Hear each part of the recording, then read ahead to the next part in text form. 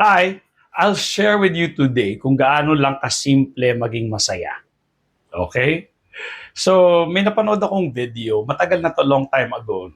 I can't remember na kung anong video, baka TikTok or whatever. But the point is, ito yung storya, no? Tinanong niya yung isang passerby, no? Sabi niya,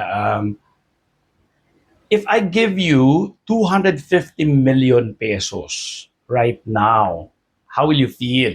And what will you tell me?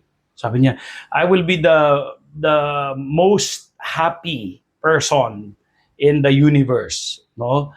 And I'll thank you. I'll be forever indebted because of your 250 million pesos, no? So, thank you, no? But, caveat, sabi niya, but what if I tell you, you'll have the money pero you're gonna die tomorrow?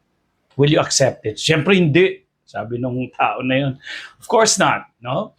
So, kung titingnan ninyo, uh, ano ang mas may weight? No? Yung 250 million pesos o yung life? No? Napakadali naman, diba? So, the point is, ang meron ka ngayon is your life. And pwede mong gawin kahit ano with your life. Since we're talking about happiness, bibigyan ko kayo ng mga scientific ways on how to be happy. No? Happiness is actually, you create it. No? You create happiness. So paano ginagawa? You create the environment for it, you schedule it, you act on it. No? Pansinin ninyo, kapag may mga reunion tayo during Christmas season, no?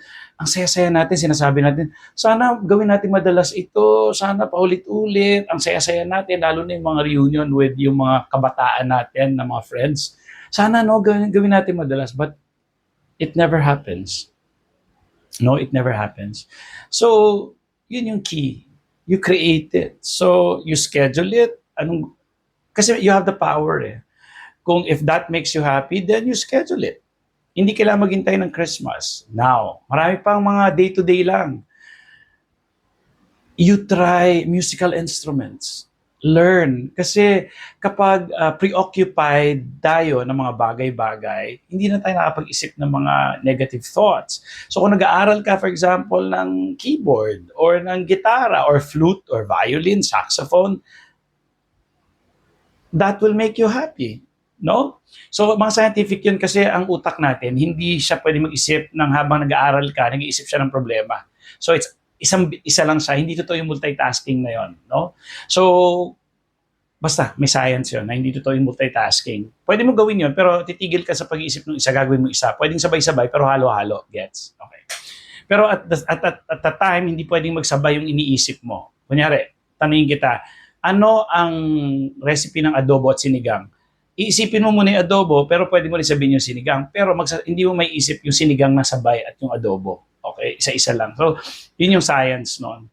And also, yung 250 million na yun represents not just money but pwedeng fame, pwedeng power, pwedeng yung mga desires niya, yung mga earthly desires, no? So, doon pa lang sa kwento na yon na hindi niya kukunin yung 250 million kung mawala rin naman ang buhay niya. Una, hindi niya talaga may enjoy yun kasi wala na siya. But the point is, what you have now is your life and you can do something about it. No? Yung naglilimit lang sa'yo is your brain also. So what you do is listen to great people. Ang daming podcast. Ako ginagawa ko mga podcast. Ang daming mga TikTok, YouTube. Yung mga wag trash ha. Piliin nyo yung quality. Yung hindi yung nagsasayang kayo ng oras doon sa mga walang kwentang bagay, nakita kayo ng kalabaw, tumambling. Dapat yung mga something naman na matutunan kayo. So with that, yun lang yung gusto ko tandaan ninyo. What you have right now is your life and you can do so many things, no?